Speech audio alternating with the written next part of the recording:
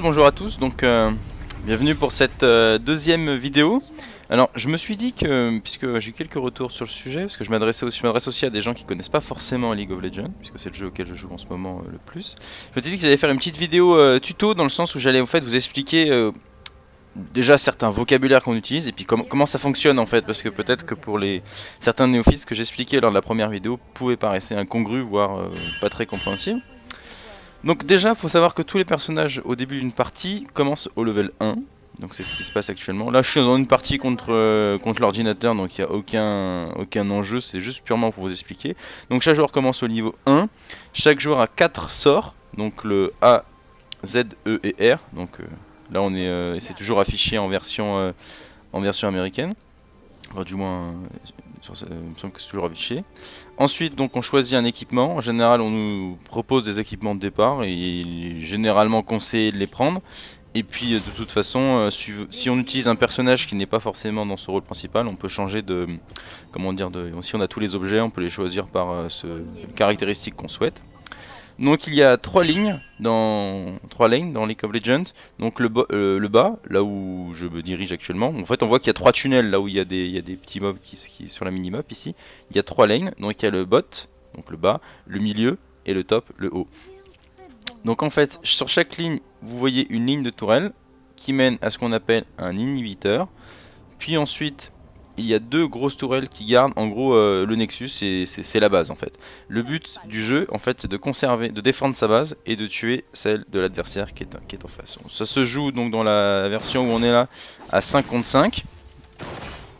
Et donc le but étant de tuer l'adversaire pour devenir plus fort. Parce qu'il faut savoir, donc, comme je l'ai dit, on commence au level 1 et on gagne de l'expérience en tuant des personnages et en farmant des mobs.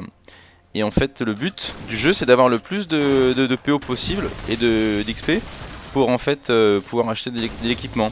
Et une personne qui a pu soit tuer beaucoup de mobs, soit tuer beaucoup de personnes, est dit feed, c'est-à-dire qu'en fait elle a un avantage concurrentiel par rapport aux adversaires, parce qu'en fait elle a plus d'équipement, elle a plus de niveau, donc elle fait plus mal, elle a beaucoup plus d'impact en fait sur le jeu que peut avoir un autre joueur.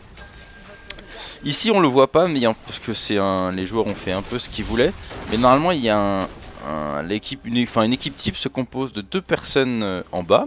Donc d'un tireur qui peut être comme le personnage que vous voyez là, Xelekato ou moi-même. En général c'est un tireur, ce qu'on appelle un AD carry. C'est-à-dire quelqu'un qui fait du dégât physique. Et d'un support, donc en face le support serait notre ami Lux qui est ici. Et en fait c'est un personnage qui a pour but en fait de supporter la décarie. Ça peut être quelqu'un qui a beaucoup de PV, beaucoup d'armure, pour en fait tout simplement tenir, prendre les coups et arriver à booster et défendre son AD carry qui lui fera les dégâts et normalement tuera les adversaires. Ensuite au milieu il y a généralement un personnage type mage ou assassin. Donc le mage serait notre ami Ryze, la bot Ryze c'est un mage. Et un assassin, ça pourrait être, on en a pas ici, mais ce sont en général des personnages au corps à corps qui peuvent bouger assez vite et qui font très mal, Et qui en général sont des personnages qui peuvent avoir beaucoup d'impact dans la game. Donc là vous voyez que j'ai tué un ennemi, ça m'a rapporté 300 PO et de l'expérience. Et en fait avec des PO on voit que ces pièces d'or me permettront en fait donc comme j'ai dit d'acheter l'équipement, sachant qu'on peut acheter des équipements intermédiaires qui nous amènent à des items terminés en fait. Le but est ne jamais rester longtemps avec plein de pièces d'or parce qu'en fait ça sert à rien, on perd de l'impact sur le jeu. Ensuite il y a une top lane où normalement c'est du 1 contre 1 comme au mid lane, c'est du 1 contre 1. Et en général ça peut être c'est assez variable hein, mais il y a beaucoup en général des personnages aussi assez tanky avec beaucoup de PV qui sont généralement bons en fin de partie, c'est-à-dire qu'ils mettent longtemps à se mettre en route. Mais après de toute façon chaque personnage a en général un rôle principal, enfin chaque personnage de chaque archétype. Moi je suis avec Miss Fortune, là on a Diana et Yasuo, mais ce n'est pas interdit en fait de changer de poste avec un personnage. Pas forcément durant une partie, mais c'est-à-dire que moi je peux jouer Miss Fortune. Ça c'est déjà vu de voir des Miss Fortune qui jouaient milieu, alors que c'est pas forcément leur poste principal. Mais par contre il faut savoir que en général les joueurs le font uniquement si c'est viable. Donc là je fais ce que je suis en train d'appeler un rappel, c'est qu'en fait j'appuie sur une touche qui me permet de retourner à la base, ou si j'ai pris des dégâts ou j'ai utilisé des points de magie, points de mana, je reviens tout au maximum rapidement et je peux acheter de l'équipement, par exemple des bottes, bim, on y va. Et donc j'ai pris de l'équipement qui m'augmente ma vitesse d'attaque et ma vitesse de déplacement, et je suis reparti pour un tour. Donc le but évidemment c'est que quand on a beaucoup de PO, quand on a pris beaucoup de dégâts, de revenir à la base et de revenir. Ensuite, une dernière personne dont on n'a pas parlé et qui n'existe pas dans ce petit match, c'est un personnage qui est dit un jungler. En fait, c'est un personnage qui va dans la jungle, parce que vous voyez dans la jungle, il y a des... Donc ça, nous sommes dans la jungle. Il y a des mobs, des personnages non joueurs, que le jungler en fait doit tuer pour avoir de l'expérience. Lui, il prend l'expérience comme ça. Les autres joueurs prennent de l'expérience en tuant les petits minions sur la lane ou en tuant s'ils peuvent leurs joueurs adverses. Et le rôle donc du jungler, c'est de prendre l'XP qui se trouve à l'intérieur de la jungle. Il faut savoir que certains mobs, par exemple celui-là, donne une amélioration qui me permet de faire du poison. Celui-là donne un buff dit bleu qui nous permet en fait de régénérer notre mana beaucoup plus rapidement, ainsi que d'avoir en fait récupérer nos cooldowns beaucoup plus vite. Et le deuxième est ici, et en fait c'est le rouge, et c'est le mob rouge qui donne le buff dit rouge en fait, qui permet de ralentir de mémoire les personnes qui sont touchées et de mettre un dot en fait. C'est très puissant, ce sont des buffs qui sont très puissants et qui ont une certaine durée dans le temps. Ensuite on a des objectifs dits annexes. Donc ici nous avons le dragon que nous voyons pas dans la carte, parce qu'il faut savoir en fait que on voit uniquement là où on a des joueurs adverses ou si on pose des balises.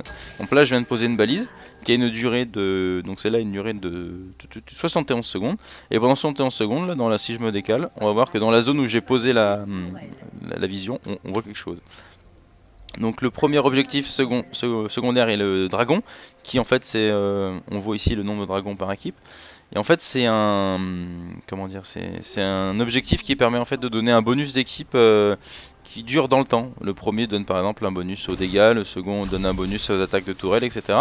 Et donc en fait ce sont des objectifs qui sont assez importants pour donner en fait une puissance à long terme à l'équipe, et ça peut avoir énormément d'impact en fin de partie.